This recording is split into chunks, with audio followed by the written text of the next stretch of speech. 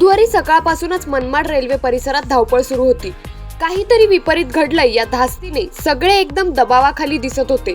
तितक्यात 4 सायरन वाजले आणि नक्कीच काहीतरी घडलंय याची खात्री झाली। मध्य रेल्वेचे मनमाड हे स्थानक नेहमीच गर्दीने खचाखच भरलेले असते।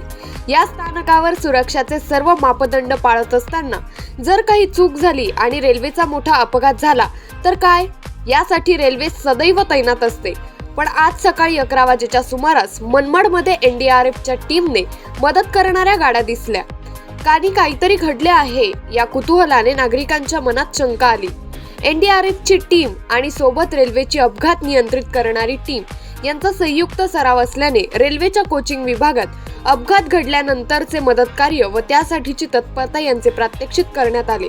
यासाठी 2 रेल्वेचे डबे एकमेकांवर अपघात झालेल्या स्थितीत ठेवण्यात आले होते आणि या डब्यांमध्ये अपघातग्रस्त प्रवासी बसवण्यात आले।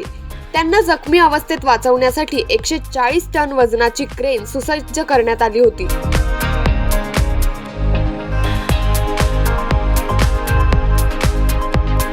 लोकजागर न्यूज, मनमाड।